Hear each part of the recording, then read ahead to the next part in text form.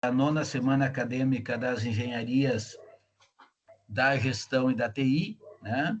Hoje temos um tema de extrema importância aí, que é o controle tecnológico de concreto, né? E também de alvenaria estrutural, aonde vai conversar conosco o engenheiro Josué Argenta Chies, sócio da empresa, diretor da empresa da Concretec, né, que também tem um laboratório de materiais de construção, né, José? Que já trabalha há anos e com longa experiência aí, né? E será uma alegria ouvi-los falar de um assunto que você trabalha diariamente, domina e tem grande experiência e prática, né? Isso é muito bom. Então, eu deixo contigo a palavra, certo? Boa apresentação. Daí você conduz do jeito que você achar melhor, tá, Josué? Tá, perfeito. Bom, então, boa noite a todos os participantes aí. Como o Luiz, agradeço, Luiz, o retorno, e mais uma vez a gente tendo a oportunidade de apresentar, né, o nosso trabalho, a experiência que a gente tem ao longo desse tempo. Esse tema, especificamente, é o meu dia a dia, é o tema que sempre me norteou na minha profissão e na minha carreira profissional, né, nos meus estudos acadêmicos e depois na questão profissional, tá? Então, como o Luiz falou, meu nome é Josué Argenta Chies, Então, meu nome é Josué Argenta Chies, sou engenheiro civil, sou formado aí pela Universidade da URGS, da Universidade Federal do Rio Grande do Sul, lá em 2012. Eu acabei fazendo na mesma instituição o meu mestrado, focado já nessa área de ensaios, né, laboratoriais, análises, perícias. O meu mestrado basicamente foi focado em ensaios não destrutivos, né? Já que na minha graduação todo o meu trabalho de conclusão de curso foi com relação a ensaios destrutivos e laboratoriais. Eu até tenho na minha apresentação, mas normalmente não dá tempo, né? Mas eu sempre trabalhei com isso na graduação e trabalhei depois com ensaios não destrutivos no meu mestrado, lá em 2014. Depois disso, então, eu resolvi, né, dar um passo de coragem aí e seguir por carreira solo, né, como empresário. E aí lá em 2014, eu sozinho, eu fundei, né, comecei lá devagarinho e montei o laboratório. Desde então, tem o nome de Concretec Laboratório. A gente trabalha com um monte de algumas atividades, né? Sendo a principal delas o carro-chefe da empresa, sendo o laboratório de materiais de construção civil. No laboratório de construção civil existem diversas atividades dentro do laboratório e dentro dos recursos possíveis, né? A gente foi, ao longo desses já 12 anos de empresa, foi se agregando serviços e pretende, ao longo dos anos, agregar mais, mas hoje a gente trabalha com um dos nossos principais trabalhos, né? Eles são lá, controle tecnológico de concreto, basicamente, em obra, em canteiro de obra, onde o técnico, o laboratorista, fica acompanhando, né, o concreto que chega na obra, fazendo um trabalho, né, prestando um serviço para o engenheiro, para o arquiteto, para o proprietário da obra, para receber esse concreto. Todo o material, né, que a gente recebe tem que ser controlado, o romaneio controla a quantidade de ácido.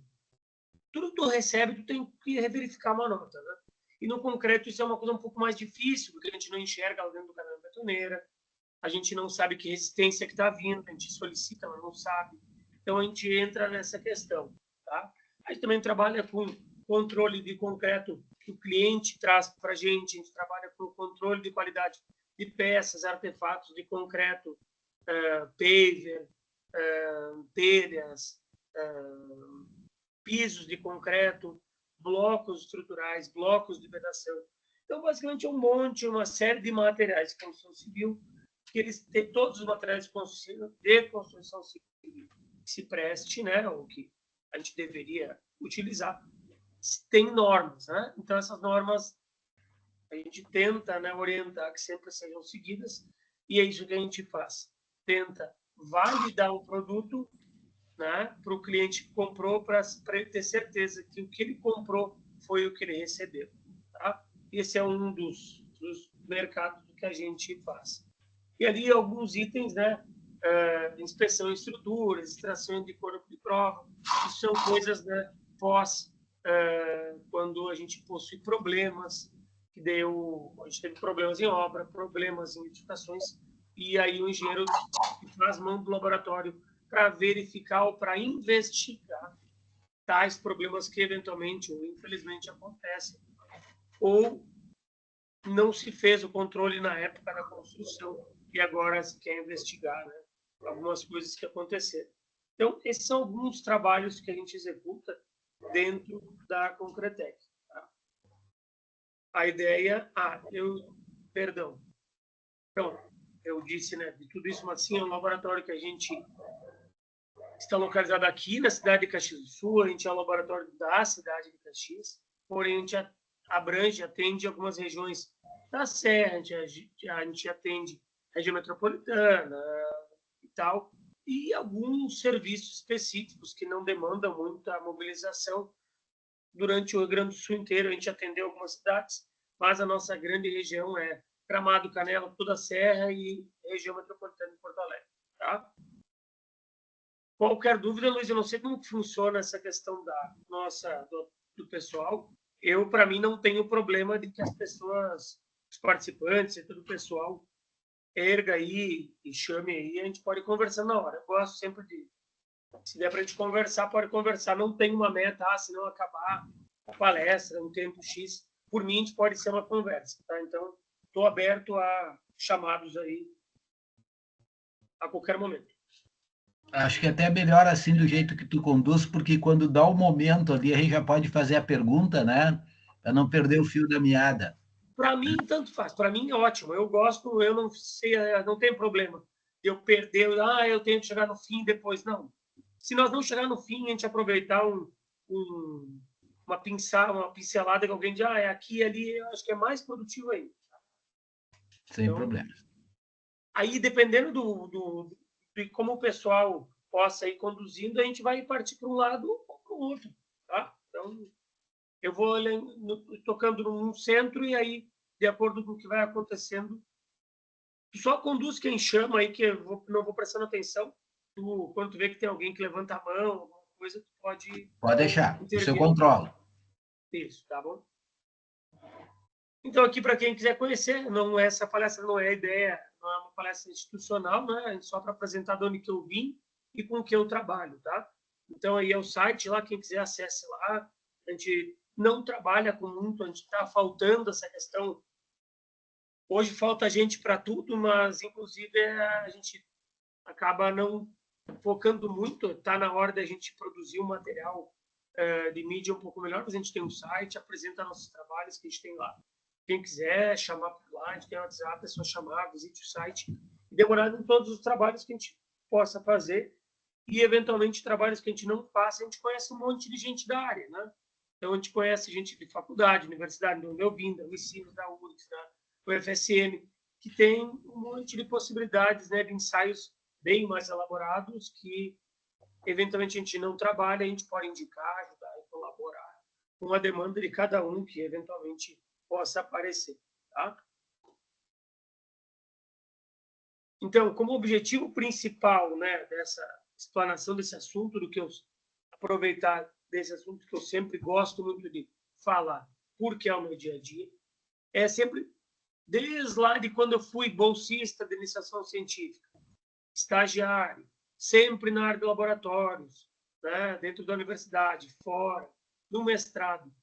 A gente sempre é muito julgado por que laboratório, aquela coisa preconceituosa, assim, tipo, tu é laboratorista, tu é isso, tu é aquilo, que é uma coisa que a gente fica por trás das cortinas da obra, né? Lá no Camar, a gente não aparece no palco da obra da construção civil, que aparece lá o engenheiro, o estagiário, o mestre de obras. A gente está lá, participa das obras e a gente participa, às vezes, não é visado. Então, ninguém enxerga isso.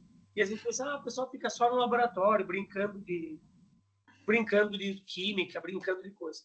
E isso não é uma verdade. Cada vez mais estudante vem, ao longo desses anos de trabalho, eu gosto de mostrar que, para o aluno, às vezes essa imagem é muito clara e quem trabalha em laboratório de concreteira, em laboratório, que é meu estagiário aqui e tal, tentar mostrar que a pessoa não se estimule dentro desse trabalho e depois que tu é formado na formação, trabalha com isso, tu vê como tu é demandado e como tu faz parte do processo. Mas a gente, quando aluno, às vezes ele é abafado, né, pela turma, pelo grupo, como sendo um trabalho secundário. Dentro de um laboratório, por que a gente, como engenheiro, por que a gente controla? Porque controle tecnológico, né? Por que a gente tem que controlar as edificações? Essa é a grande pergunta, o grande objetivo da gente. A grande pergunta, mas é o grande objetivo da gente como laboratório. A gente, como engenheiro civil, deve, por vários motivos. O principal deles, a gente é engenheiro civil de pessoas. A gente constrói para pessoas, a gente cuida de pessoas, é tudo para pessoas, tá? Não é um engenheiro, tudo bem que o engenheiro mecânico ele produz uma máquina que a finalidade acaba sendo um produto para pessoas. Mas a nossa engenharia ela é muito mais ligada a pessoas, né? Tudo diretamente produz para pessoas. Uma ponte é para uma pessoa passar em cima, um prédio para uma pessoa morar dentro. Então, o principal de todos eles é controlar para não acontecer uma queda, um desastre, né? E botar risco de pessoa, o risco das pessoas, a vida das pessoas em risco. Esse é o norte de todo mundo, seja no laboratório, seja no projeto, seja na execução, seja em qualquer área da engenharia civil. Tá? Segundo motivo, né? O segundo ou os próximos objetivos, né? São não é só os órgãos financiadores. Isso trabalha com isso, né, Luiz? Teu trabalho é esse, né? Para tu poder financiar uma obra num órgão financiador, Caixa, Banrisul, Banco do Brasil, e N bancos, e N órgãos, sei lá, esses órgãos cada vez mais precisam de dados, né, para saber que eles estão financiando uma obra que tenha um mínimo de controle tecnológico, um mínimo de aplicação de um material de qualidade, porque ele financia essa obra durante décadas, né? Às vezes 20, 30 anos para uma pessoa, e se essa obra não tiver o mínimo de qualidade, essa pessoa não vai ter mais nem a casa em 30 anos, muito menos condições para pagar esse financiamento. Tá? Então, o laboratório hoje também ele trabalha muito para as empresas que precisam comprovar que estão utilizando materiais ok ou conformes, né, às normas vigentes. E é uma terceira e não mais importante do que as outras é a financeira. O controle tecnológico, o estudo laboratorial dos materiais, ele, por incrível que pareça, as pessoas às vezes não imaginam, ele pode e traz muita economia dentro do setor da construção civil. O maior exemplo disso é o laboratório de todas as grandes concreteiras, né? De todas as concreteiras que deveriam ter, mas as grandes, todas elas têm laboratório. Primeiro, porque se tem materiais de boa qualidade, ok, mas também porque traz vantagens financeiras para elas. Elas usam a menor quantidade de material. Cimento, né, que é o material mais caro, tipos, a menor quantidade possível para se obter um material de mesma qualidade. E isso não é demérito. Tá? A gente fala tanto de sustentabilidade. Sustentabilidade é isso. Tá? É gastar menos, é utilizar menos, é tudo menos. Tá? Inclusive dinheiro. Não quer dizer um concreto que tem muito cimento não é um cimento melhor. Cimento melhor, um concreto melhor, é o concreto que tem as propriedades mecânicas iguais, né, com o menor custo possível.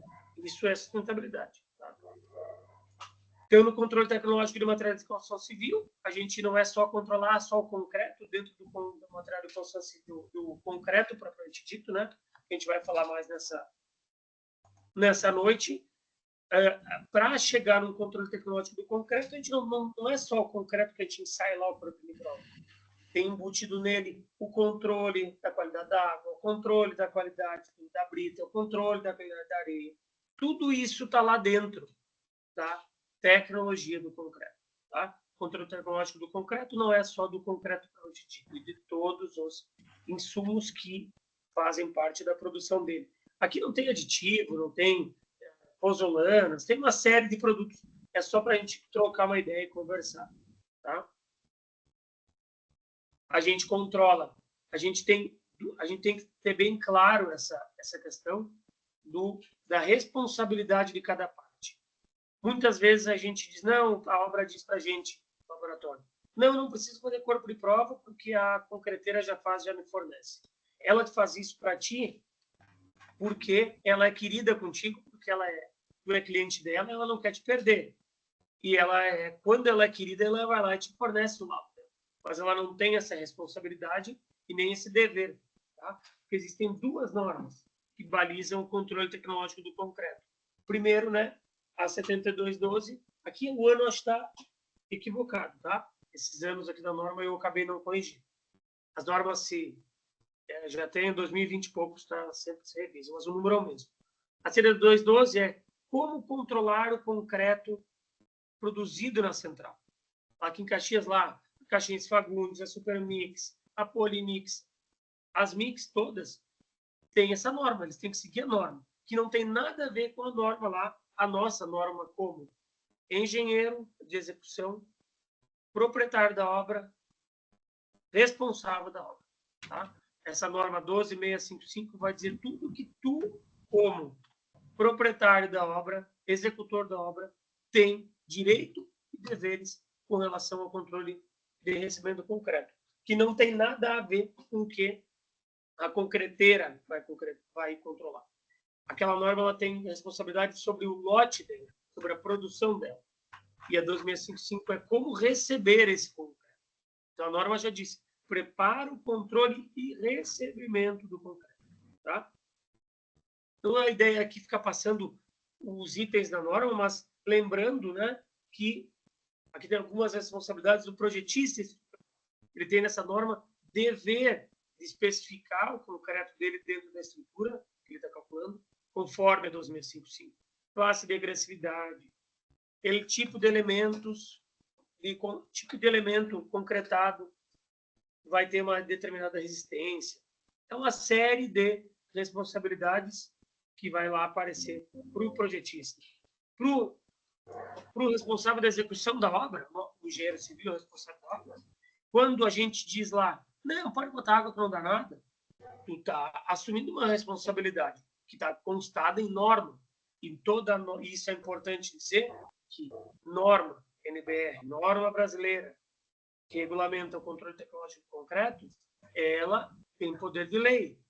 Não acontece nada por causa que a maior parte das vezes não dá nada, porque ninguém te processou ainda. Porque no momento que um juiz dizer o que tu fez, o que tu não fez, vai estar escrito na 2655 quais eram as tuas responsabilidades como responsável pela execução da obra. Tu recebeu de acordo esse concreto conforme a norma, tá? Ah, mas tu assinou lá a adição de água então tu está assumindo uma responsabilidade. Então não é assim, não dá nada. Ah, sim, é só contar. Achando que dá nada, tu só conta com a sorte, porque a lei existe uma norma que regulamenta isso também, tá? Então, numa fatalidade, um evento, né, num sinistro dentro de uma obra que diga a respeito a isso, tá lá na obra, lá na norma que diga quem é os responsáveis, não é só o proprietário da obra, é o responsável técnico da obra também. Esses sim que vão responder por alguma coisa. Não é o mestre, o pedreiro, o empreiteiro que pediu mais água, que vai dizer, esse na norma não, porque teve um responsável técnico e um proprietário da obra. Tá?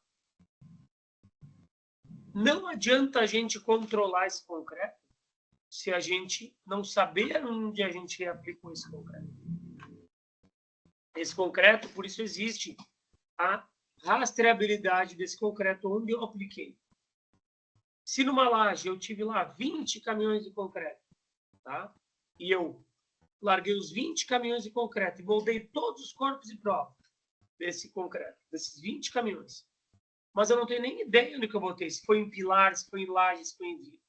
A gente, como gerente, sabe que tem elementos de maior e de menor responsabilidade técnica, né? O pilar é o maior deles. Em segundo, a viga. Em terceiro, a laje. Todos têm responsabilidades, mas um elemento de um pilar, tecnicamente, ele é muito mais responsável, tem muito mais responsabilidade numa obra do que uma laje. Só que se eu concretei 20 caminhões e dos 20 caminhões, 19 caminhões, através dos corpos de prova, eu obtive que deram o resultado aqui. E um caminhão deu lá 50% do medo da resistência. E eu não sei onde eu apliquei esse concreto. Onde que está? Será que foi na laje vermelha? Naquele trecho vermelho? No trecho amarelo? Será que foi no pilar 1, 2, 3, 4, 20? Será que foi no pilar principal? Não sei. Aí, onde que está? Aí eu vou ter que investigar e vou ter que ficar com medo, né? Esse concreto pode estar aplicado na laje de cobertura, que é a laje menor, com menor responsabilidade, ou ele pode estar no pilar térreo de um prédio de 20 andares. Tá?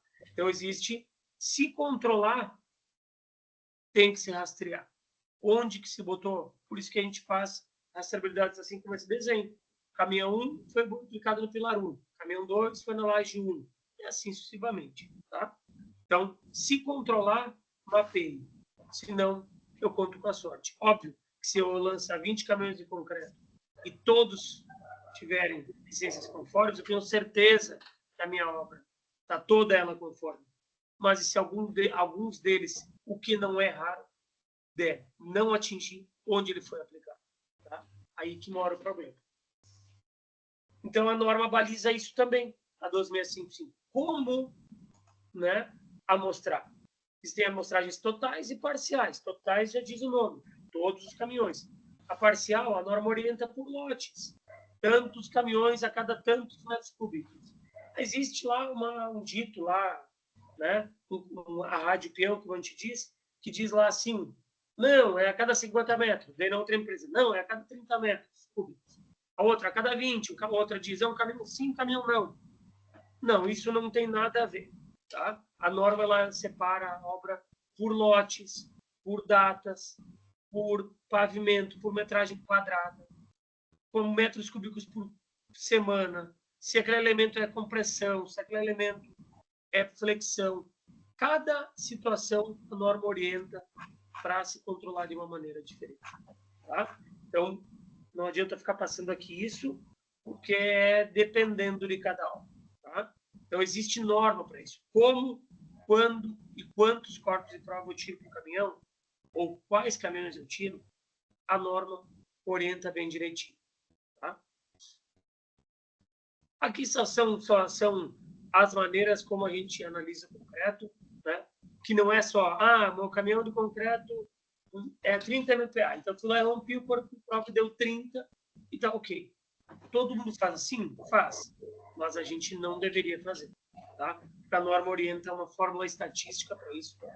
E pela curva de Gauss é o que garante que a gente tenha lá uma possibilidade de erro. É o que o calculista também aplica essa regra, onde ele também bota lá 5%, 10% de falha, de possibilidade de falha da estrutura. No concreto, a gente também tem que ter essa folga. Então, por isso que a gente compra FCK. FCK é 30 MPa, né, de FCK quer dizer o quê? Que eu aplico a possibilidade de que 95% de todos os concretos que eu receba atinjam, no mínimo, 30 megapascal. Para isso, eu preciso de uma média de concreto com mais de 30. Tá? E essa responsabilidade também, a quantidade de amostras varia de acordo com a resistência do concreto. Óbvio que concretos mais resistentes, lá da classe de 30, 40, 50, 100 megapascal, devem ser analisados com muito mais rigor do que concretos de 10, 15, 20, 30 megapascal, que também são aplicados em estruturas com menor responsabilidade. Tá? Aumenta-se a responsabilidade desse concreto, aumenta-se o rigor do controle tecnológico dessa estrutura. Tá? Aqui é só mais um exemplo do que representa mais ou menos a FCK. Tá? Por que no Brasil é feito um molde na norma, ela diz como que eu avalio a conformidade de cada resistência. Tá? No Brasil, nos Estados Unidos, na União Europeia, cada um possui uma norma. A gente segue a NBR 12655 para se avaliar se meu concreto, se meus lotes de concreto estão ok. Tá? No Brasil, a gente trabalha com resistência potencial. Ela diz: faça um par de corpos de prova por caminhão, por idade, e diga, vai avaliar qual a maior das duas resistências. Então, se um corpo de prova deu 20 MPa e o outro deu 30 megapascal, o meu lote vai ficar caracterizado por 30 megapascal e não por 25, que seria a média. Por quê? Porque a norma é assim. Ela avalia que a maior das resistências é a resistência potencial que eu consegui naquele lote. Tá? No Brasil é assim. Nos Estados Unidos, eles aplicam a média desse par. Na União Europeia, a média. Em outros países, de repente, são outras maneiras de se avaliar. A gente trabalha com o Brasil, tá? Que é a maior resistência obtida entre os exemplares do mesmo lote.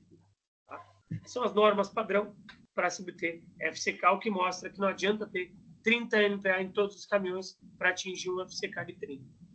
Tá? Esses são os requisitos da norma que apresenta. Tá? Do controle tecnológico do concreto, a gente tem duas etapas, né, básicas, né, entre N ensaios que podem ser feitos. Os mais comuns e utilizados são os ensaios de consistência no estado seco, no estado fresco, tá? Que é quando a gente recebe o caminhão, o concreto no estado ainda maleável, trabalhável. Tá? E o ensaio mais básico que a gente utiliza em campo de obra é o slump test, que todo mundo vê, que é o cone, né? Que vai para ver quanto trabalhava esse concreto. E a fase de ensaio de resistência à compressão, que é os ensaios do ensaio endurecido. O concreto ele não te permite ver esse material que tu recebeu. Quando tu chega na obra, esse concreto está mole. Eu não tenho como avaliar as propriedades mecânicas dele. Então, eu tenho que avaliar as propriedades reológicas dele, que é a consistência, que é o abatimento, que é a travabilidade, que é a única possibilidade que a gente tem como peneirar a possibilidade, né, desse caminhão estar conforme. Porque na norma vem um dado chamado travabilidade, abatimento, que é quanto que esse concreto foi dosado.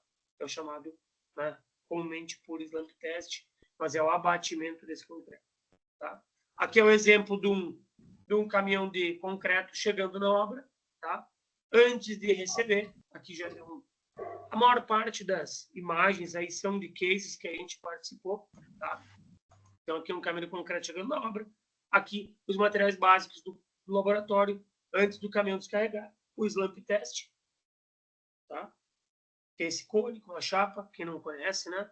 Tem vários alunos de sessão de diversos semestres aí.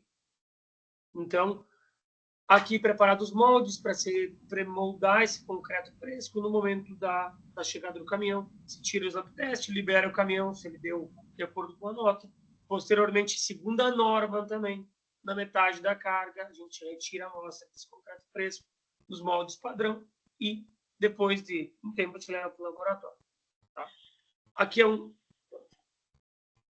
vídeo, então, do nosso laboratorista, lá nesse caso, lá no Moinho da Isabela, lá em Bento Gonçalves, há uns anos atrás, que foi milhares de metros cúbicos de concreto, né?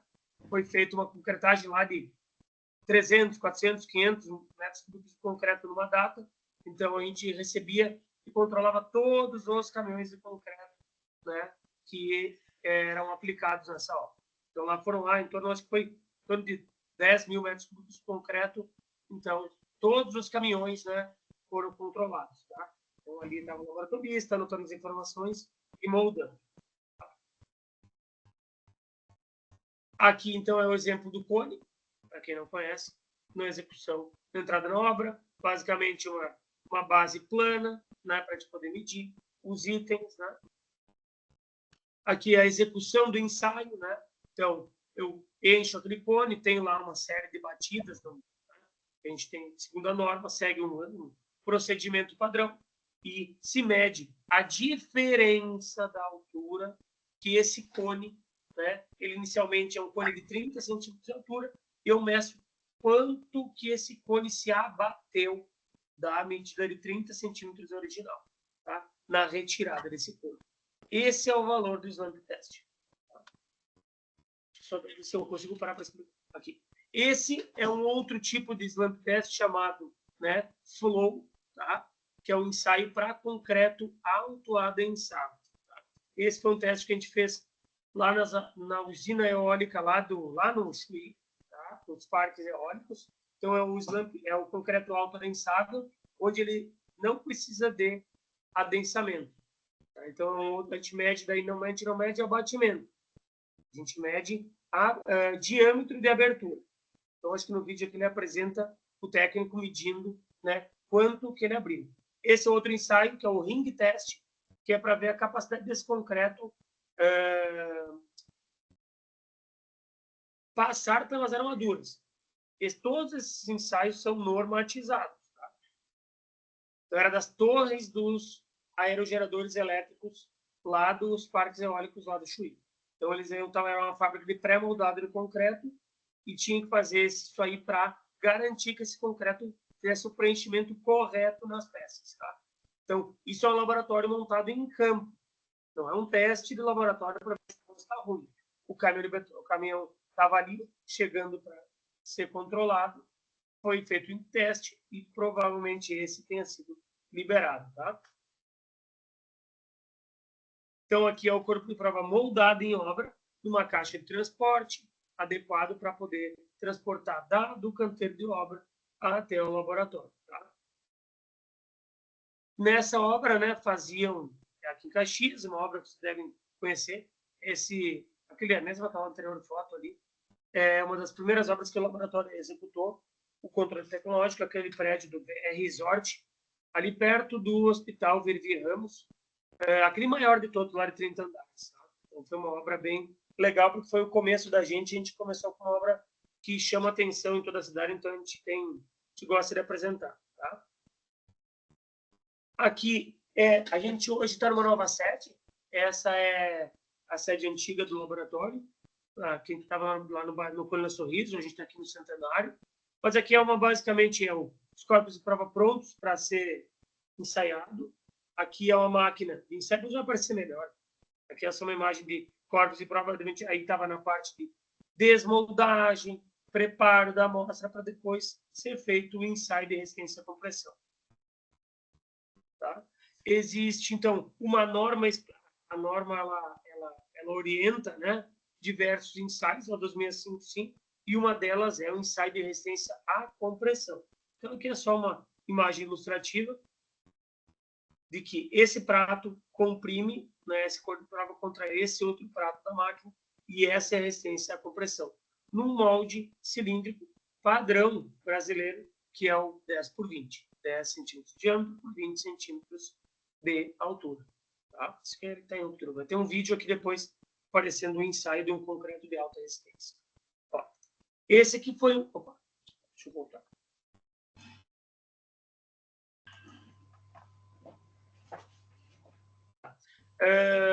Então, esse aqui é um vídeo, foi feito eu também não falei isso para vocês no começo. Eu, durante 5 anos, eu dei aula, eu não dei aula na FITEC, eu era professor lá da FSG, fui professor de patologias de construção civil e de aula de materiais de construção 2, onde a gente dosava concretos. Lá a gente desenvolvia, eu na minha cadeira, né, dentro da minha disciplina, não sei se é feito hoje ainda, lá uma competição entre grupos, né, de dosagem de concreto, para ver qual grupo dosava um concreto com maior resistência. Essa aqui é uma imagem do concreto de alto desempenho, que atingiu lá em torno de 100 megapascal, tá? Mais ou menos 4 vezes de um concreto convencional que muitos de vocês aí acompanham e recebem aí nas obras que vocês trabalham. Aqui a máquina está comprimindo, vocês podem acompanhar ali. Então, vamos ver se eu volto aqui a imagem. Eu estava atingindo já lá 40, 50 toneladas, tá? Então, é um valor bem alto. Então, esse é um ensaio padrão, um ensaio normal de resistência à compressão de concreto. tem esse desplacamento porque é um concreto de alto desempenho. Os normais, ele não tem esse comportamento brusco dessa maneira. Tá? Aqui eu tenho só outros ensaios de controle tecnológico do concreto, que é o ensaio de prisma, que é o ensaio o corpo de prova de 15 por 15 por 50, que é outra norma brasileira que baliza, que é um ensaio básico para controle tecnológico de piso de concreto. Tá? A gente ensaia a atração na flexão. É o chamado lá, quando alguém pede, né, o FTK, tá? Que é a resistência à atração, é característica do concreto para dimensionar piso de concreto. Nos projetos de piso, sempre vem esse requisito. Opa!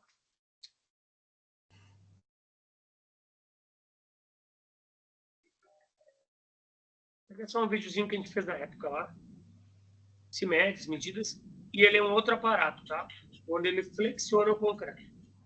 Porque o concreto para pisos industriais, ele trabalha muito a flexão e pouco a compressão. Tá? É um parâmetro, uma propriedade mecânica bem importante. Tá? Aqui, essa foto eu só lembro porque a norma, a gente fala muito em 10 por 20, tá? Mas a gente pode fazer ensaios de resistência à compressão com diversas medidas. Aqui eu tenho um corpo de prova de 15 por 30, aqui eu tenho um 10 por 20, aqui eu tenho um 15 por 15 por 15, e aqui eu tenho um corpo de prova 10 por 10 por 10. A norma brasileira trabalha com corpos de prova cilíndricos, mas ela propõe correções caso o teu corpo de prova seja 15 por 15 por 15.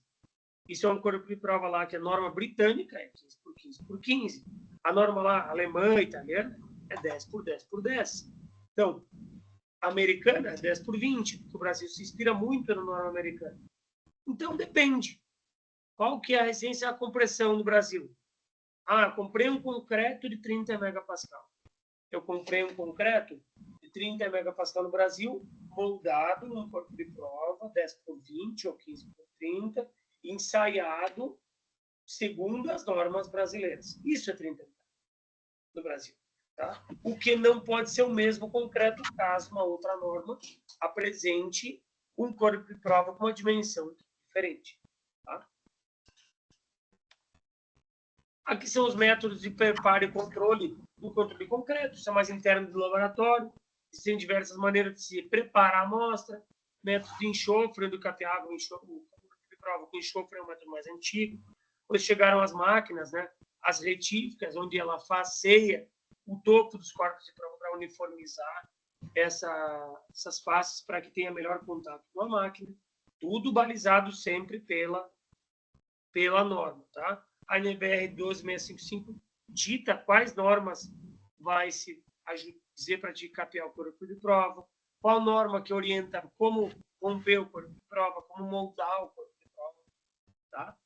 Aqui é um exemplo de uma câmara úmida, onde o laboratório simula, né, a cura dos corpos de prova em obra, ele padroniza, tá, o ensaio. Eu trago essas imagens aqui para mostrar que controle tecnológico não quer dizer que não possa ser uma máquina mais moderna ou mais simples. Isso que é uma máquina que a gente trabalhava lá na universidade, que eu sempre trabalhei, que é uma máquina servo-controlada, que o computador baliza todos os parâmetros. E aqui é uma máquina mais semelhante com a que eu tenho aqui, onde a gente opera a máquina de acordo com os parâmetros que a norma pede, dentro do que a gente consegue, tá? É mais, dependendo do operador, a gente seta os parâmetros e a gente que opera mais a máquina, não o computador. A norma permite isso, tá? Ainda permite, tá? Então, desde que tu cumpra com os parâmetros que ela regula, tá? Então, não quer dizer que uma máquina moderna, computadorizada e uma manual seja melhor que a manual. Não. Precisa de parâmetros, desde que a gente siga os parâmetros. Tá? Então, essa é uma parte inicial. Tá? Isso dentro do controle tecnológico. Isso eu quero trazer para vocês assim, aqui alguns cases que a gente trabalhou e mais ou menos o que a gente, por que a gente estava trabalhando naquela obra. Essa é uma obra aqui, é uma obra aqui em Caxias, onde ela tinha vários detalhes. Quem não conhece, essa era uma obra lá da antiga, né? Infelizmente, que não existe mais, né? Atena Incorporações, onde eles tinham uma característica bem grande de detalhes de fachada. Então, eles tinham, primeiro, uma ISO 9001, que cobrava deles o controle de materiais, e, em segundo, eles precisavam de um concreto com a trabalhabilidade sempre exata, porque precisava ter atender, né, todos esses detalhes esbeltos, cheio de detalhes a fachada, onde tinha que ter um concreto muito bem dosado. Então, a gente estava ali, a gente tinha um técnico da obra que recebia esse concreto e garantia que o concreto chegava lá na ponta da bomba sempre o mesmo. Tá? Aqui é um outro edifício, tá aí, aqui a característica principal era grandes volumes de concreto, tá? Também tinha um técnico recebendo. Então, para moldar todos os corpos de prova, comprar todos os caminhões, a obra não tinha condições, então contratava um técnico da gente para acompanhar, tá? Aqui é a mesma situação. Essa é a obra aquela que eu digo para vocês que eles precisavam dessa de 30 andares ali, o BR Resort, na frente, perto do Círculo do Pirvi Ramos, onde, imaginem um prédio de 30 e poucos andares, cada pavimento tinha uma resistência, cada andar que subia ao edifício eu precisava de mais fluidez no concreto, sem perder resistência. Então, a gente tinha que controlar esses lamp tests para que essas tubulações não subissem e que lá no 30º andar esse concreto chegasse facilmente, assim como chegou no primeiro. Tá? Então, também tinha um técnico, que ele já estava bem mais em cima, era uma visão lá desse mesmo edifício. Todos eles são concretos convencionais. Tá? Aqui é aquela obra que tem, ela também está em fase, está parada ali, infelizmente, mas ela é do lado da churrascaria Imperador, onde todas essas lajes foram feitas protendidas. Por que que a gente entrava nela? A gente usava, moldava esse corpo de prova, cabo de proteção, o que que é? São cabos inseridos dentro do concreto, onde eu tenho que esticar esse cabo para que eu possa ter estruturas de concreto mais limpas, sem vigas e vencendo maiores vãos. Só que, para isso, o cara que protendia, o engenheiro projetista, ele precisava de uma resistência mínima do concreto para protender. Então, a gente moldava corpos de prova e se ensaiava, e se tinha uma resistência mínima para liberar a proteção desses cabos, se esticar esses cabos de uma determinada carga. Então, quando a gente dizia, tá ok, obra, tem 20 MPa, 21 megapascal, eles chamavam a empresa de Porto Alegre, vinham ali, esticavam o cabo. Não deu, cancela, não vem, porque tem o risco de tu protender o cabo e aquele concreto tá fraco e romper a estrutura simplesmente pelo fato de eu esticar o cabo. Tá? Então, isso era uma questão que a gente estava responsável pela sequência de liberação da obra. Tá? Tem a questão de obras de laje nervurada, que são também que demandam um controle para poder liberar, se são formas alugadas, que dê tempo é dinheiro. Então, quanto antes eu tiver a resistência do concreto e controlando isso, mais cedo eles podiam desformar e passar para o próximo pavimento, reduzindo tempo de desforma, reduzindo tempo de locação de forma, reduzindo custos para a obra. Tá? Mesma coisa. Concreto protendido também aí feito a concretagem. Tá? Em estruturas pré-moldadas, essa é um tanque que está enterrado, feito lá no Acanche de Rodeios, aqui de Caxias. Vocês vão lá, vocês vão lembrar do que estão vendo aqui. Mas existe um tanque embaixo da cancha que recolhe a água de todo o telhado, né? E molha lá a cancha para não dar pó lá na cancha de rodeios.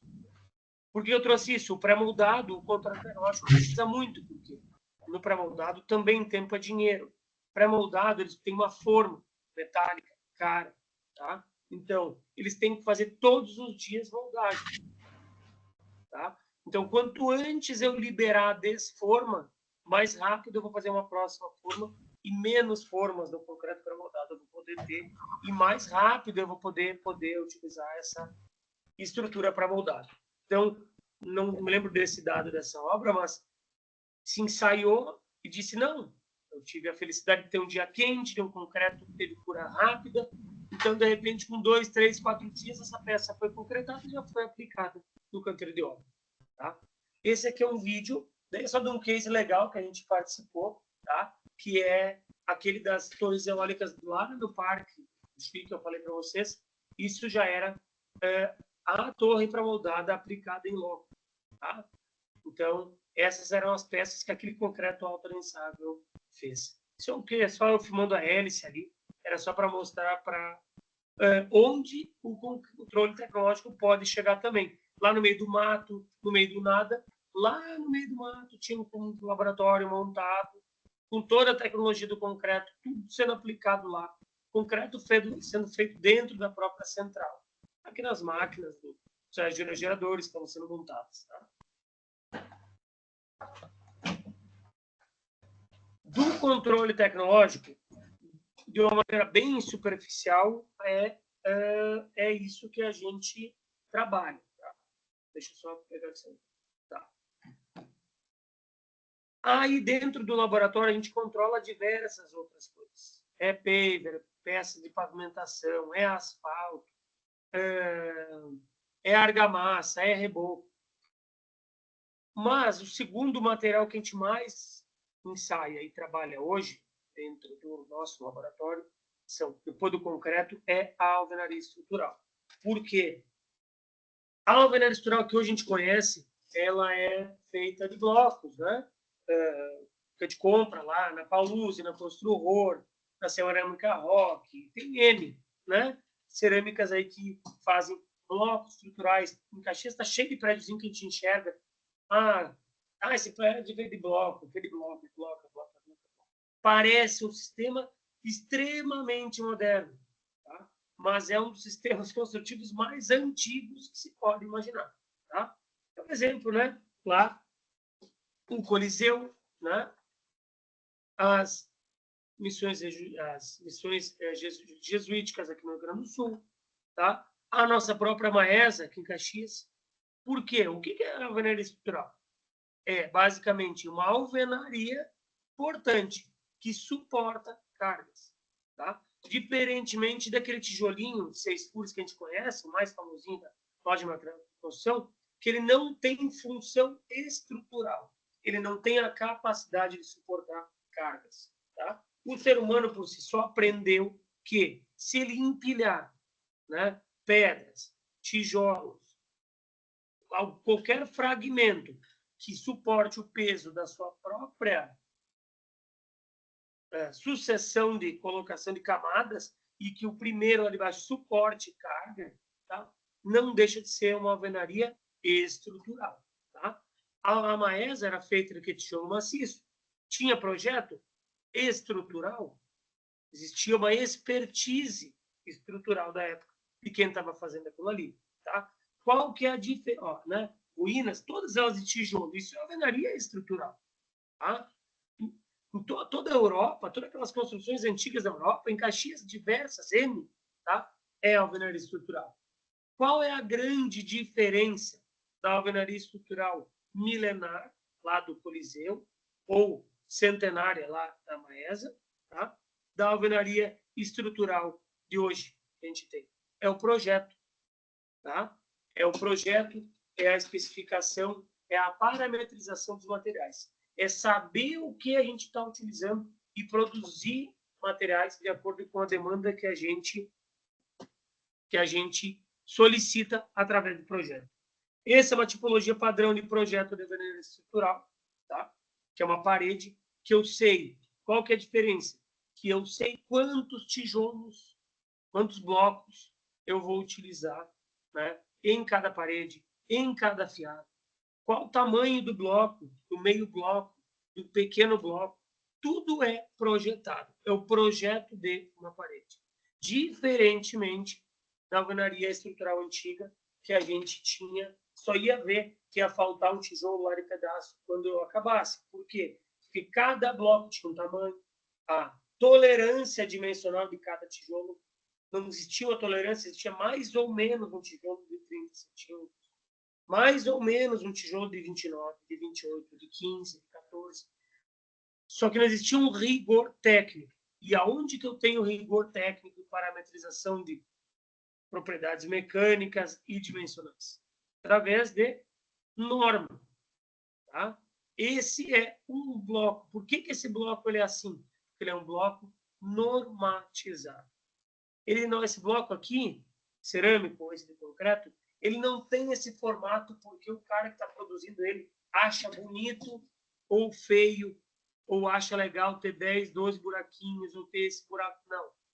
Porque existe uma norma que baliza dimensões e parâmetros técnicos para bloco de concreto, para bloco cerâmico, para bloco de solo-cimento, para qualquer bloco que eu queira produzir e aplicar como alvenaria estrutural, existe uma norma de como ele deve ser produzido, que propriedades ele deve ter e que dimensões e que formatos que ele deve ter. Tá? Então, basicamente, a diferença é que existem parâmetros e existe uma norma. Essa é a grande diferença. Através da norma, a gente tem projeto e a gente tem um determinado bloco para ser utilizado. Tá? Então, a alvenaria estrutural pode ser feita de tijolo maciço? Pode. Hoje, até onde eu não é o meu foco profissional, o cálculo estrutural da alvenaria. Tá? Então, eu não tenho total noção de como está o projeto hoje, o que pode, mas eu sei que a norma de alvenaria estrutural hoje já pode, né? O bloco maciço, porém, exige muita rigor das empresas de fabricação. Então, se usa menos, se usa menos tijolo maciço. Por quê? Porque é mais caro de produzir, porque está tudo se focando mais para o bloco estrutural. Mas pode, tendo projeto e tendo parâmetros, eu posso ter. Tá? Essa é uma obra, se eu não me engano, acho que é em Bento, Barbosa, não lembro bem essa, mas é uma obra recente, moderna, tá? Feita de tijolos maciços, os mesmos tijolos de 100 anos atrás. Tá? Só que agora com parâmetros mais estabelecidos. Tá? Então, essa é uma parede típica de tijolo maciço, que é uma alvenaria estrutural. Tá? Essa já é uma obra aqui em Caxias de grande quantidade de apartamentos no Parque Oasis, tá? Conjunto habitacional de 4 torres, 10 andares. O que a alvenaria estrutural te possibilita? Tá? Em bloco cerâmico, por exemplo. Pode ser de bloco concreto, essa é de bloco cerâmico. Rapidez na execução, que é um bloco maior, um bloco mais leve, um bloco mais resistente. Ele te possibilita a colocação de armadura, de tubulação elétrica, de tubulação de água, de qualquer coisa interna.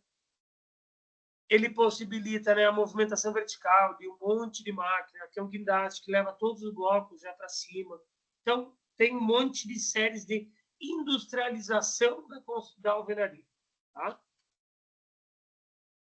Aqui é uma outra obra lá em Canoas, só que agora em blocos de concreto, também através de norma, de parâmetros, só que agora um bloco de concreto. Tá? Isso que é um condomínio para onde de 30 torres, lá de 5 andares, 600 apartamentos, lá no bairro Guajovias. Tá? Existe a alvenaria estrutural, que é a mista. Tá? O que é mista? Esse é um prédio atrás lá do residencial Ícaro, tá? Que era um prédio feito de alvenaria estrutural e concreto armado. Por quê? Porque a alvenaria estrutural ela te limita, às vezes, a geometria, a arquitetura, a dimensão das peças. Tá? Ela te limita a algumas coisas. Então, nesse caso aqui, eles usaram um concreto armado para conseguir, às vezes, um vão maior, um balanço, uma sacada maior, tá? Um pouco de concreto armado e um pouco de alvenaria estrutural. Então, esse é o exemplo do prédio misto de alvenaria estrutural. Pilares em alguns lugares e, na maior parte dele, alvenaria estrutural. Aqui em Caxias tem vários prédios assim, que a gente acompanha hoje em dia, que é basicamente o vão da escada, elevadores, todo em concreto armado, e a periferia do prédio toda ela em alvenaria estrutural. Essa é uma das normas, tá? De alvenaria estrutural, entre outras. Aqui eu já falei tanto de norma, então esse slide era só para Eu podia ter botado esse slide, ele está fora de ordem, né? Deveria ter sido colocado antes, tá? Esse é o exemplo de um projeto estrutural que o projetista manda para a obra. E esse é o projeto que o assentador de bloco, o bloqueiro, tem, né? Assim como o carpinteiro tem para fazer as formas de um concreto armado, o bloqueiro tem o projeto das paredes. Que parede? Todas. Todas, sem exceção nenhuma. Todas. Todas as paredes são mapeadas por quantos tijolos, quantos blocos, quantos meio bloco, onde que ele é colocado, onde que vai ferro. É um mapa. Não existe, não é que não existe, não deveria existir divergência entre esse projeto e a execução. Tá? Então, são milhares de pranchas, de paredes, de tipologias diferentes, porque todo o detalhe é lançado no projeto. Então, aqui é um exemplo de um canteiro de alvenaria estrutural, blocos colocados. Aí, né?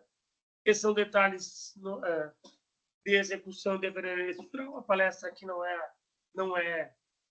para explicar detalhes, né? Mas no caso, isso aqui são pontos de controle de fluidez de grout, tá? Essas janelas de inspeção, quem não conhece, aqui são, né? Onde vai sangrar, né? Onde vai se colocar o grout lá desde lá de cima, para eu ter certeza que ele passou pelo ponto de grout, né? Nessa alvenaria estrutural, que é o reforço da alvenaria.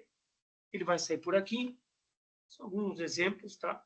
Nesse caso, era uma obra que a gente dosou em laboratório um grout para se utilizar, para se colocar o concreto dentro desses blocos, em alguns pontos que o projeto dizia, para a obra produzir esse grout em obra. Então, a gente dosou esse grout e a obra produziu o grout em obra, sabendo que resistência que ela ia aplicar. Tá? O laboratório fez os testes e informou como que a obra devia proceder para produzir o próprio grout para a alvenaria estrutural.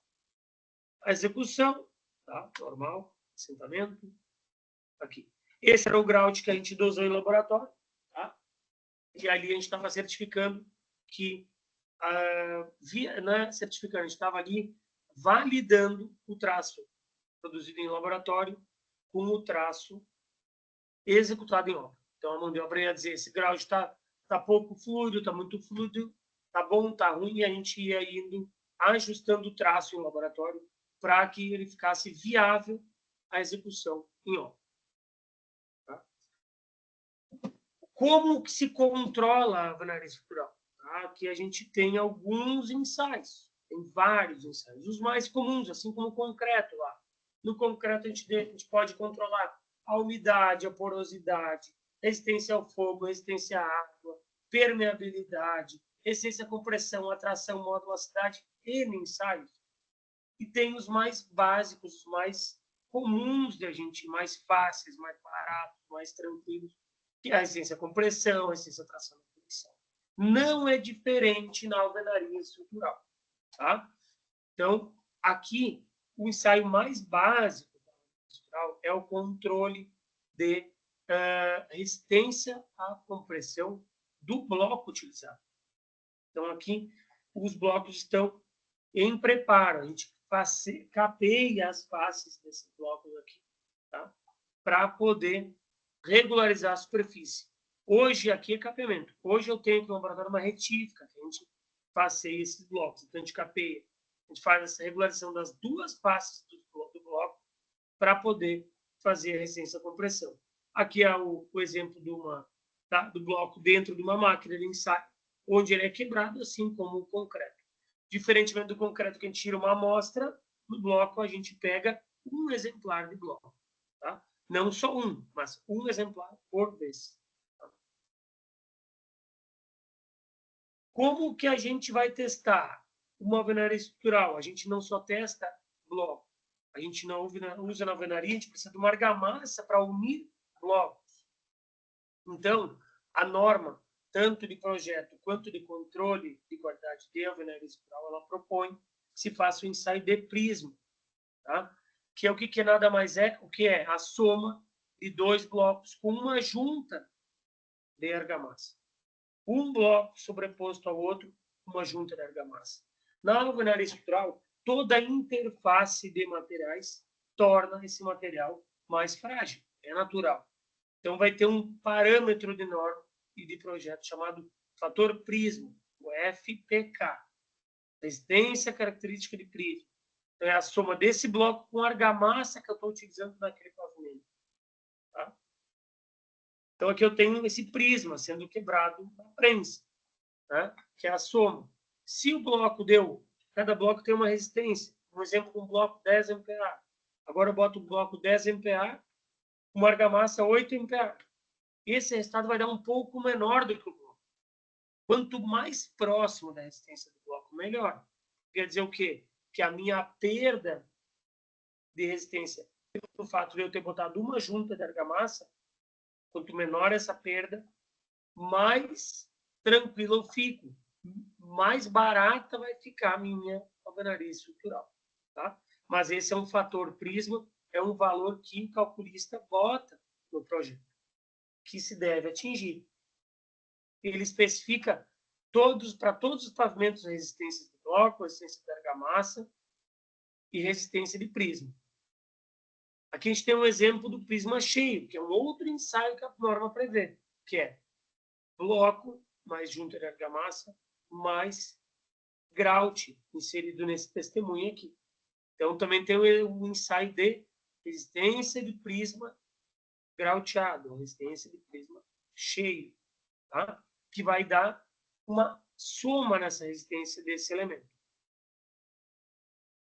A norma também prevê, esse ensaio ele é não menos importante, mas ele é menos utilizado pelo valor, pela dificuldade, pelo custo, que é o ensaio de mini parede. O que é? Eu vou aumentando a dimensão desse testemunho com a maior quantidade de juntas de argamassa. O que é inevitável, né? Numa parede eu preciso ter lá 10, 15 juntas, né? Filetes de argamassa. Isso vai reduzindo a resistência da parede, mas isso é natural e previsto no projeto. Eu só tenho que certificar via ensaio prévio. Eu posso fazer esse ensaio para tentar minimizar o custo dos materiais e botar um bloco menos resistente, já que essa mini parede eventualmente resista mais. O problema é que eu preciso de uma máquina de uma prensa maior, de um local maior. Essa não é aqui no laboratório.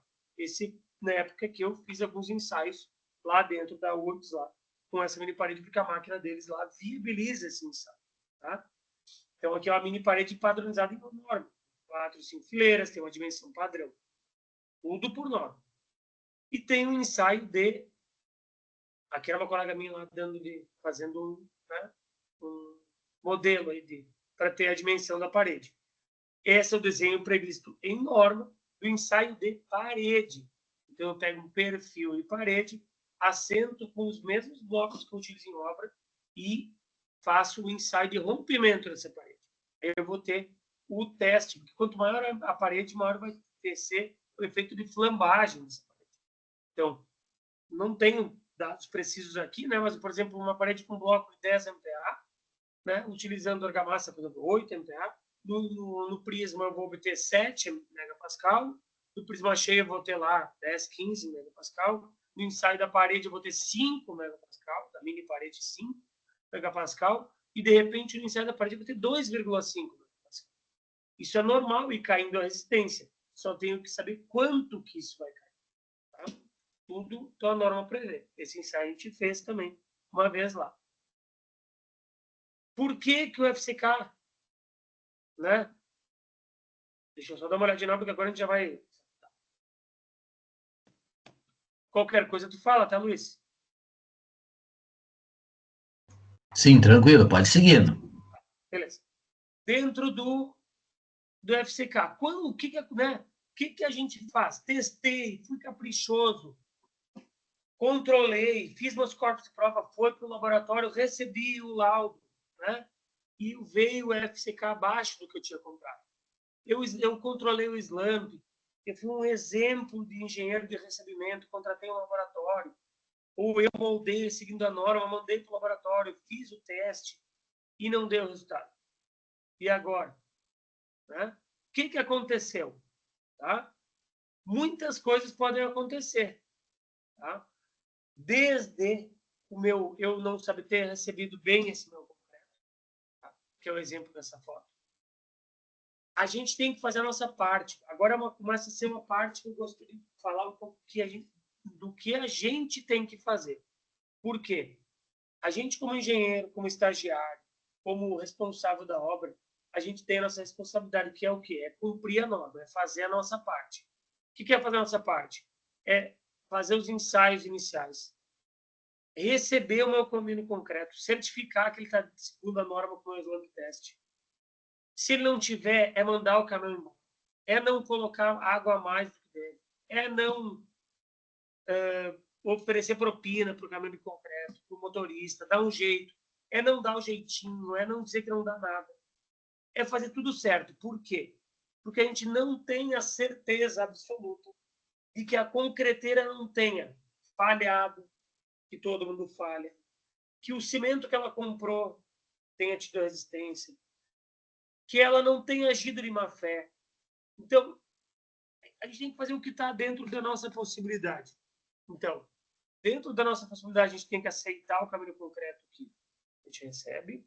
A gente tem que moldar os corpos de prova segundo a norma e ser caprichoso nessa parte. A gente tem que acondicionar o material, a gente tem que cuidar desse material.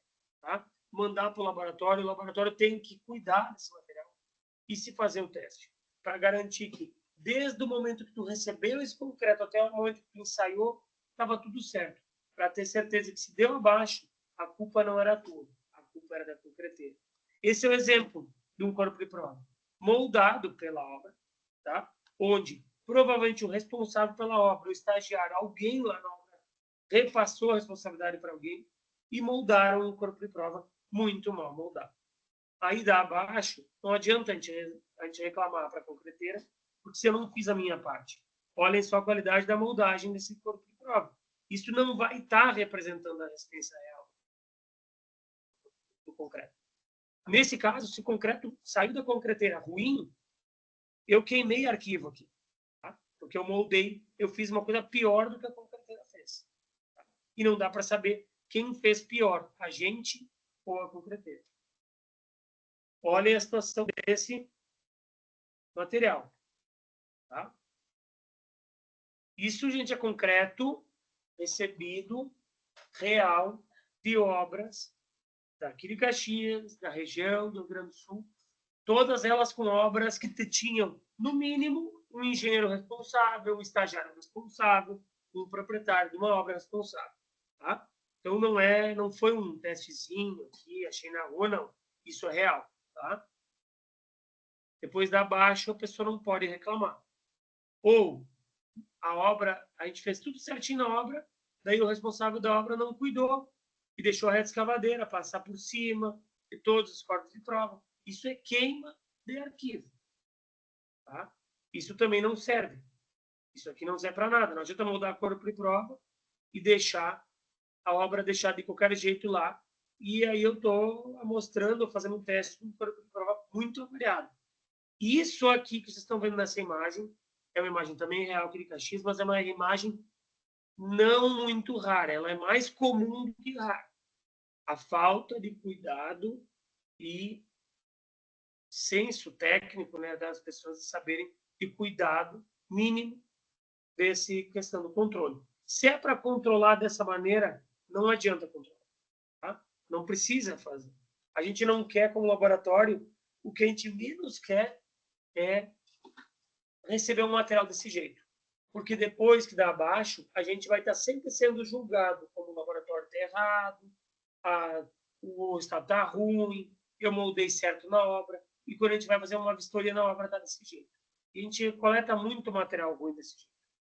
Tá? Então, a gente não tem interesse de fazer controle tecnológico quando a obra cuida do seu controle, da sua responsabilidade na obra dessa maneira aqui. Ou um corpo de prova que passou alguma coisa em cima, ele foi coletar o corpo de prova dessa maneira, vocês acham que vai ter um concreto, uma resistência real do que era com o corpo de prova nessa condição? Ou nessa?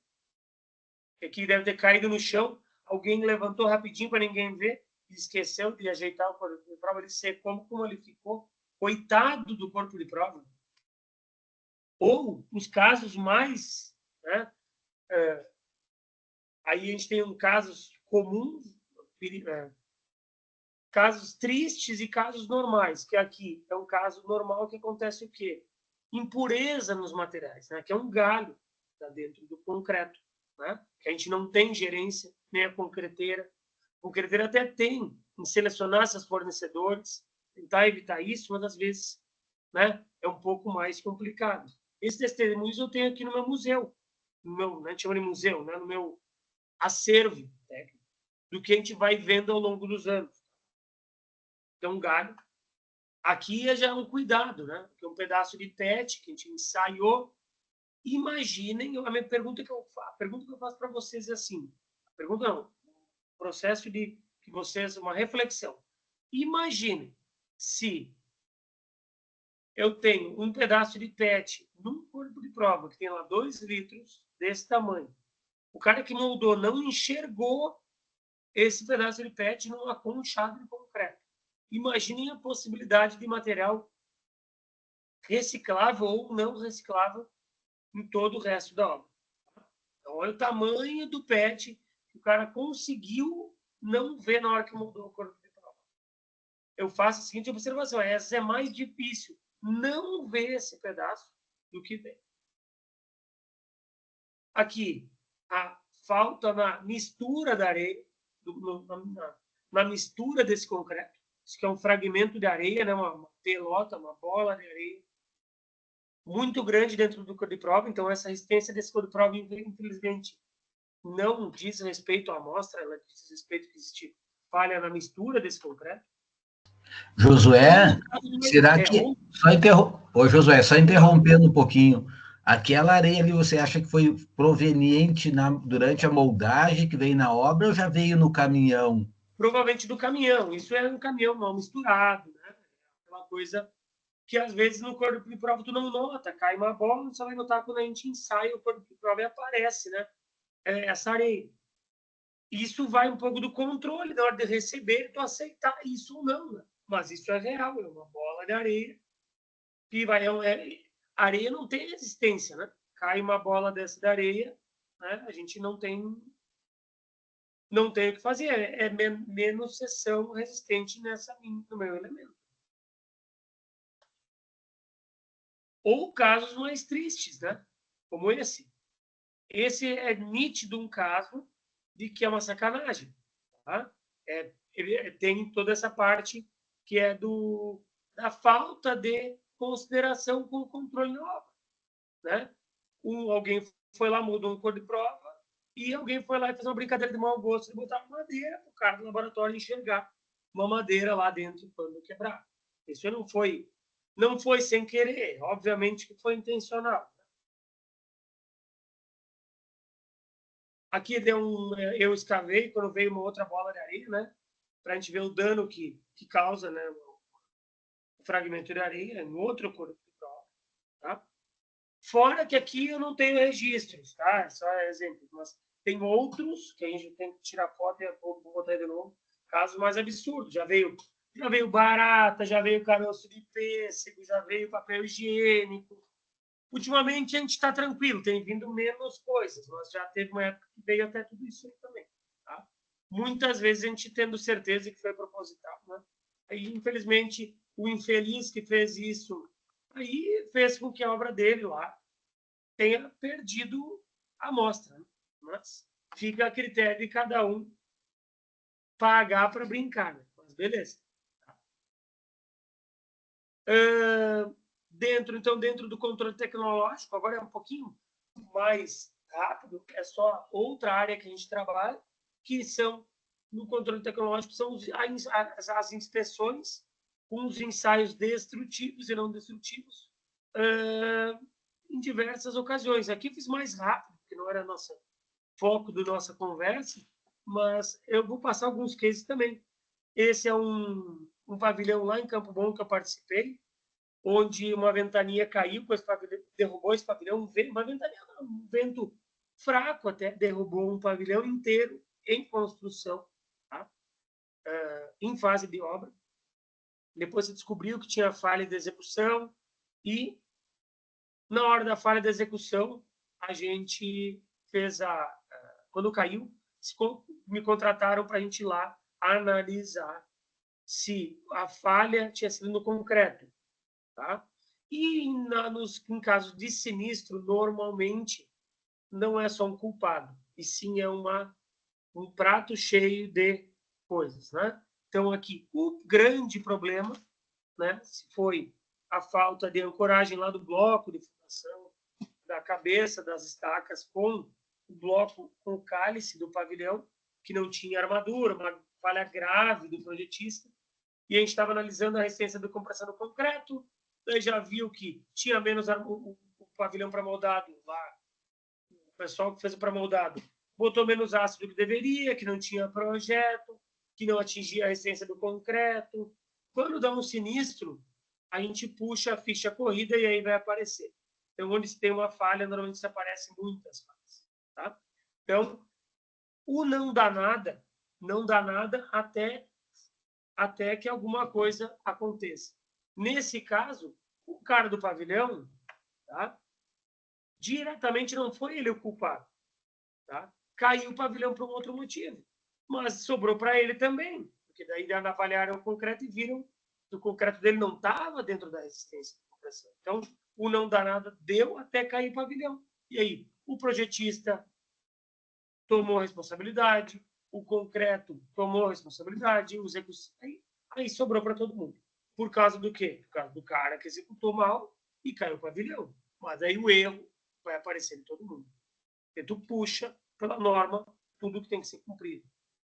Então, aqui, foi tirada a amostra de pilares, de vigas, nada passava, mas não foi a resistência do concreto o grande culpado. Tá? Mas aí ele foi também o culpado, porque na hora que um pavilhão de 200 metros de comprimento caiu. Né? Sinistros também em questão de incêndio. Esse é um incêndio que a gente participou era o prédio da não é FEPAGRO, é um órgão do governo do estado lá em Porto Alegre. Faz uns 2, 3 anos que eu fui lá. Pegou fogo nos 3, 4 andares. E aí estava se analisando a resistência residual do concreto depois desse incêndio, para ver se podia, o quanto de resistência de concreto sobrou, o que tinha que reforçar. Às vezes não ataca nada do concreto, às vezes não ataca muito. Então a gente já participou de vários prédios de incêndio lá em Porto Alegre, lá quando pega fogo, a gente tira a amostra desse concreto, tira a amostra, uma broca diamantada, tira um testemunho, se bota na máquina, assim como vocês viram ali aquele ensaio. Tá? Então, é a diferença entre que tem uma amostra do concreto real. Tá? Então, a gente teve aqui casos de sinistros em queda, incêndio e mudanças de uso. Esse é o prédio lá da Procempa, prédio de processamento de dados, aquele prédio que aparece na TV lá, cheio de câmeras, que aparece na RBS. E essa sala aqui era administrativa e eles iam passar para um supercomputador.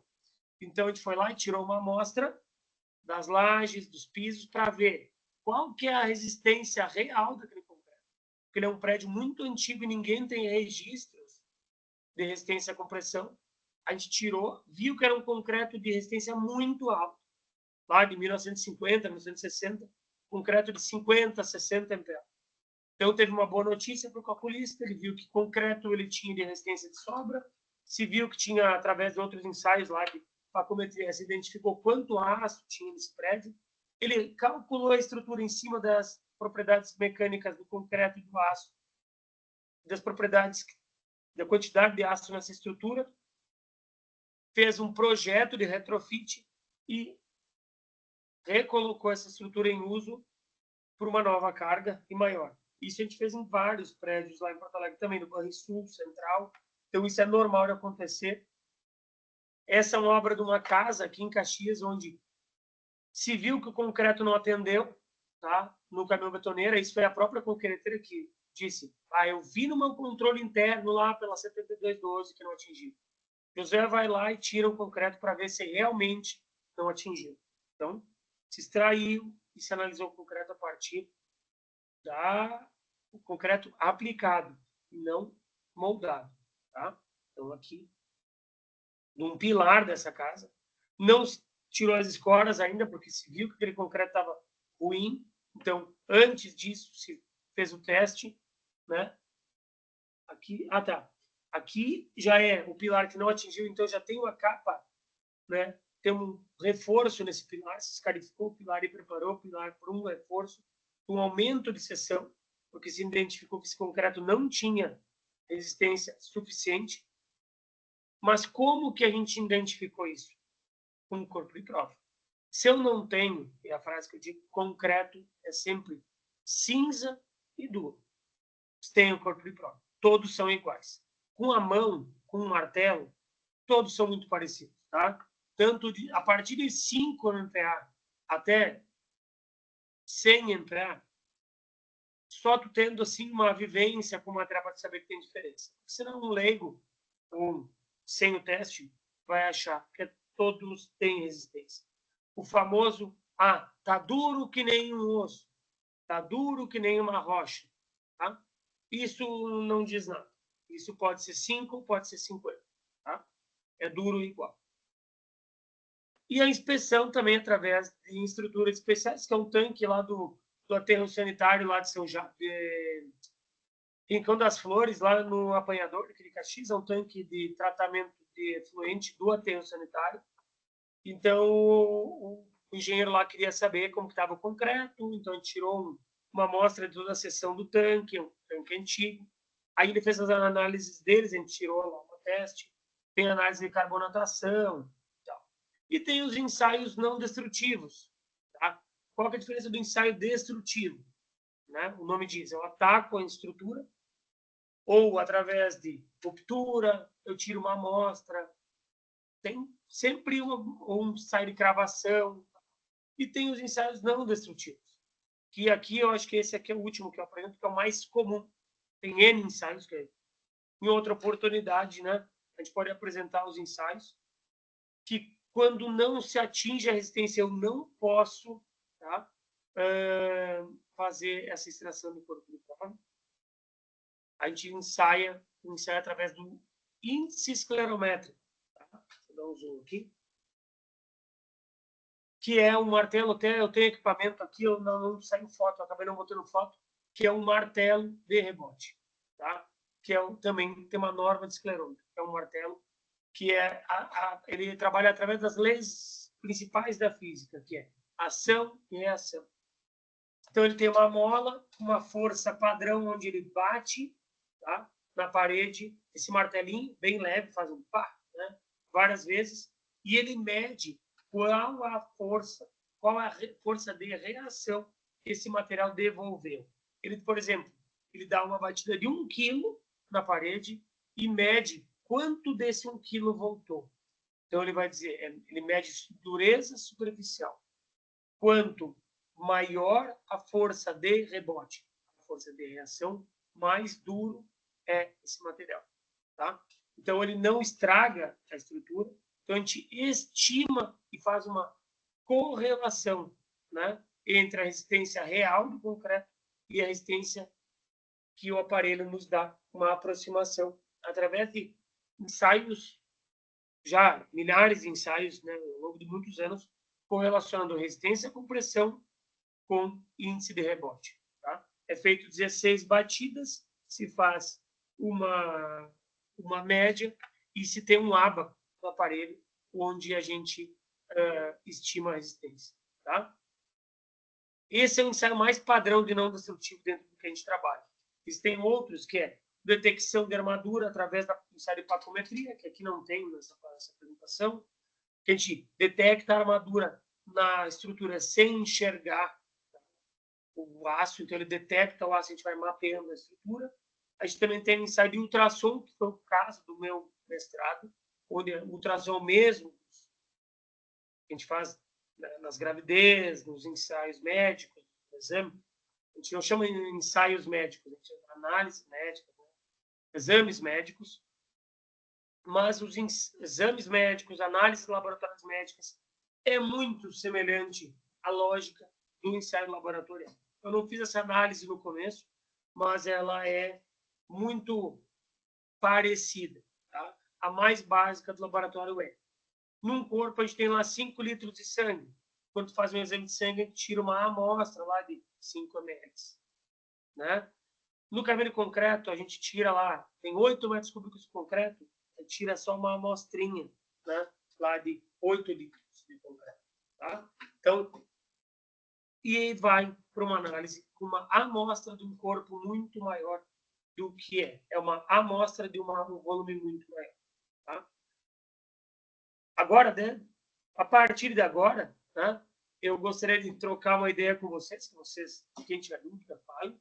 Os ensaios não destrutivos é sempre uma coisa que a gente conversa depois de muito problema, sabe? Então, não é um controle direto. A ideia hoje era a gente apresentar o básico do controle tecnológico, o porquê, um pouquinho da história.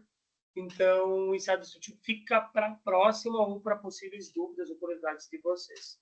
Tá? Antes de qualquer coisa, eu quero agradecer de novo aí o Luiz pela oportunidade de a gente estar apresentando o nosso trabalho, o meu trabalho ao longo desse tempo, a minha experiência que eu tive ao longo desses anos aí, e apresentar para o pessoal. Eu fui professor, eu fui aluno, fui tudo, assim como todos vocês que estão apresentando. Então, eu faço questão, então, para mim é um prazer apresentar, ter essa oportunidade de apresentar para vocês aí. Tá? Fica meu contato, depois eu vou compartilhar com vocês essa apresentação. Fica meu contato, aí meu WhatsApp, meu telefone, meu e-mail, independente de contratação de serviço ou não, tá? Com dúvidas, a gente ajuda muito aluno, dúvidas, trabalhos, TCC, sei lá. Tem N possibilidades que a gente pode conversar, trocar ideia e estou aberto a dúvidas agora e daqui para frente, no que vocês puderem, me chamem, estou à disposição.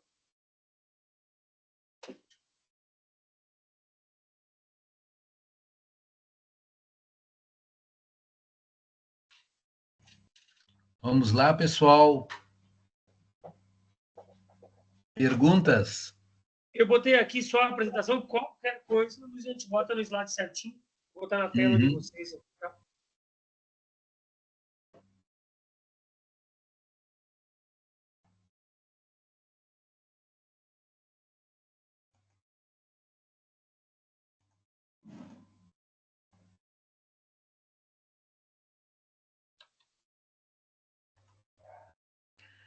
Josué, então, quando o pessoal vai preparando as perguntas aí, né, vou te questionar alguns itens assim. Em relação ao recebimento do concreto e de plano de concretagem, a maioria das empresas tem feito plano de concretagem nas obras aqui em Caxias do Sul? Esse fator tem aumentado. Tá? Tem gente que não faz, tá? Mas dentro desses 10 anos já 12 anos que eu trabalho com isso, que a gente acompanha, aumentou muito. No começo era como se fosse uma novidade não, mas tipo, a empresa tinha um diferencial quem fazia tudo bonitinho, né? Essa questão desse rastreamento. Hoje é mais normal a gente enxergar isso, tá? Existem bastante casos ainda que não fazem, mas existe na sua... Bem feito não é a maioria, tá? Mas, assim, fazer alguma coisa é a grande maioria, alguma coisa, tá? Não assim como deveria, é mais grosseiro às vezes, mas existe uma incidência bem maior, está bem mais interessante, está bem mais fácil de ajudar um problema e a gente conseguir... Tu tem rastreabilidade? Tenho, então vamos atrás. Vamos extrair aonde? Aqui. Tá? Às vezes eles falam assim, não, eu sei que os caminhões foram nesses pilares. Tá, já dá uma luz, né? Mas ajuda. Se não tiver rastreabilidade, o teu trabalho vai ser muito maior, né? Porque você vai ter que fazer muito mais ensaios, né? Tu vai ter que fazer análise, o porque quê? você não sabe o ponto. Normalmente, no caso, tem um problema que não tem rastreabilidade. Tá? Normalmente, o ruim não acontece em todos os caminhões. A probabilidade de dar ruim do concreto dar bem na maior parte dos caminhões é maior. Tá? Então, tudo só nós vamos conectar os piores caminhões. Né? Então, tu vai ter que fazer um mapeamento de todos para tentar achar o ruim. né? Então, tu vai fazendo comparações. Por exemplo, eu vou fazer o esclerômetro.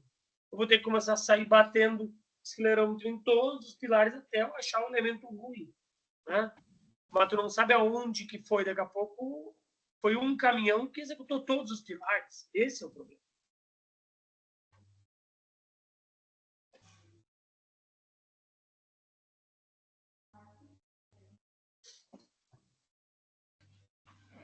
E na parte de solos, você faz algum tipo de ensaio, CBR? A parte de solos, eu trabalho, tipo, eu tenho conhecimento, quando tem trabalho com laboratório, basicamente, a gente tem que seguir a norma, comprar o equipamento, a gente já tem uma lógica. Por isso que o solo ainda é uma coisa que tipo, eu tenho interesse de melhorar. Alguns ensaios de solo eu executo, poucos, mas ainda é poucos, é uma área que eu quero aumentar, né? Seguir, crescer nessa área, mas os ensaios básicos de compactação, o CBR eu não tenho a máquina ainda, tenho parceiros que fazem para mim, mas a umidade ótima, compactação em laboratório, compactação in situ, a gente faz. Tanto que nessa cortina aí do que tu comentou do Raí ali, a gente vai executar esses trabalhos lá com ele de determinar a umidade ótima de compactação do material da jazida que ele está comprando, tá? E vai determinar a umidade ótima de compactação para ele in situ, tá? E aí depois vai fazer o controle da compactação in situ através do ensaio lá de frasco de areia, que é verificar a compactação que ele conseguiu em campo. Tá? Mas o CBR é uma que eu ainda não faço, eu terceirizo, tá? Mas eu gostaria de ter mais, mas tem bastante demanda também. O solo, trocando uma ideia, aproveitando, né, o controle em solo que a gente falou, ele é mais difundido, pelo menos dentro do quando se faz uma terraplanagem, porque são normas muito antigas e existe muito envolvimento do órgão governamental, né? Que é o DENIT, que é o DAE, que é as empreiteiras. Então, para fazer longos trechos lá de quilômetros e quilômetros de asfalto, é com mais naturalidade que se tenha esse controle. Tá? É mais automático de se ver isso. Tá? Sem uma cobrança através da caixa, ou da ISO, ou disso ou daquilo. O particular no concreto em Caxias, por exemplo, em Caxias. O particular que não depende de verba da caixa, ou que não automaticamente não tem a ISO 9001, que a caixa pede que tenha, tal, não faz, sabe? Não faz porque ele não precisa, ninguém cobra, ele não faz. Tá? Poucos que não têm essa ISO, só em obras especiais mesmo. Até agora a gente está é o caso dos que utilizam ali da ponte, né? A gente trabalhou agora para 2, 3 anos na ponte, ali na Petrópolis, a gente trabalhou, a gente está fazendo ensaio lá, a gente estava com o laboratório uns 2 meses ali, e agora eles montaram o laboratório interno deles lá da construtora. A gente está fazendo só os ensaios externos. Mas ali eles fazem por um controle interno deles e porque o DENIT cobra.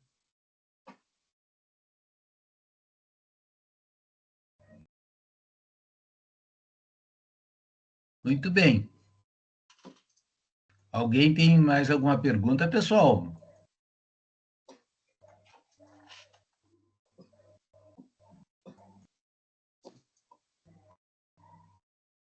Hoje a turma está quieta, Josué.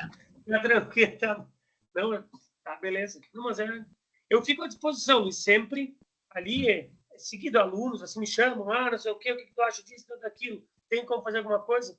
A gente compartilha a apresentação, quem vai ver depois pode acessar, pode pegar ali, pode passar o contato, eu não tenho problema nenhum. Gosto de ajudar. Tá?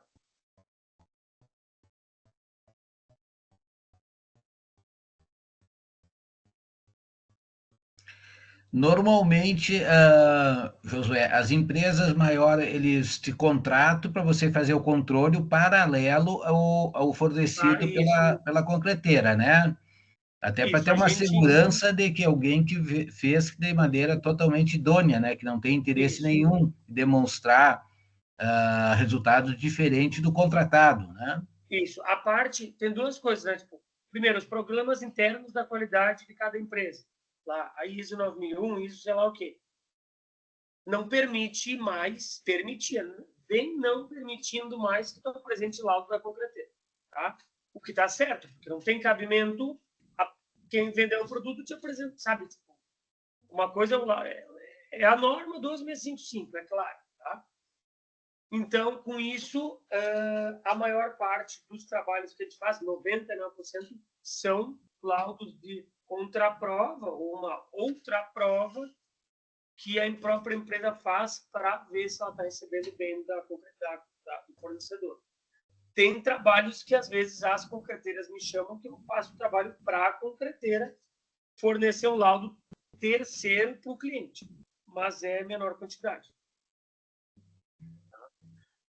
Aquele caso ali daquele pilar que eu mostrei, foi aquele Caxias, e identificou dentro do laboratório dela, tinha uma problemática, o cliente reclamou, ela me contratou como um órgão, né, uma empresa terceira, idônea, para ela poder fornecer um laudo para o cliente, mostrando que aquele concreto que ele te vendeu não estava ok e que ele estava tomando uma providência.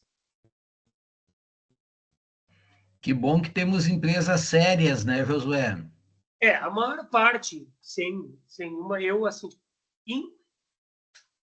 em Caxias, felizmente é em Caxias, mas é uma das poucas de Caxias. Tem uma empresa que eu digo, é a única que eu... tem empresas responsáveis, não é só uma responsável.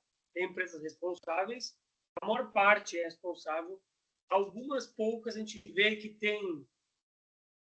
carrega assim, a responsabilidade, sabe o que está fazendo de errado, mas a maior parte é responsável. Porém, apenas uma, eu tenho uma em específico, que a única vez que eu vi, é a única empresa que eu já vi notar que tem problema e notificar o cliente. Porque as outras 99 que eu conheço, dá problema e espera o cliente identificar para recorrer. E muitas vezes o pessoal não olha o laudo, não aproveita o ensaio que a gente está fazendo e acaba não vendo o erro e não notificando a empresa. Então, a empresa deixa... Entendi. Mas a não conformidade do concreto não é rara, tá? A gente nota muito. Não é assim a maior parte, mas tem muito concreto não conforme sendo recebido. Por N motivos, seja pela concreteira ou seja por irresponsabilidade da própria empresa que recebe.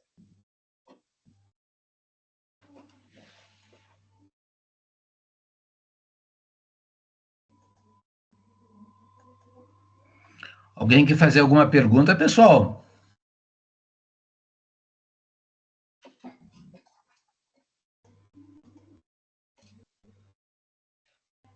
Ninguém levantou a mão aí.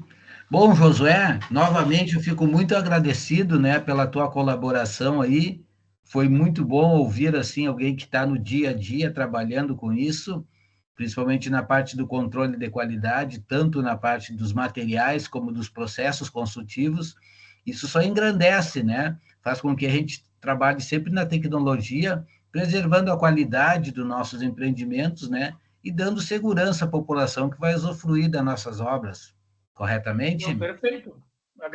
Novamente agradeço, gosto muito, permaneço sempre à disposição, sempre que preciso, me chama que a gente pode compartilhar dentro do que a gente sabe, do que a gente pode, a partezinha, né, da nossa vivência, a gente pode trocar com vocês. Tá certo. Depois que nós terminarmos a gravação, eu vou te mandar o certificado, tá? Ok? Perfeito. Te mando o link também da gravação. O pessoal já está batendo umas palminhas aí. Muito obrigado, então. E um forte abraço, Josué. Tá? Abração, Luiz. Brigadão. Até a próxima. Até a próxima. Tchau.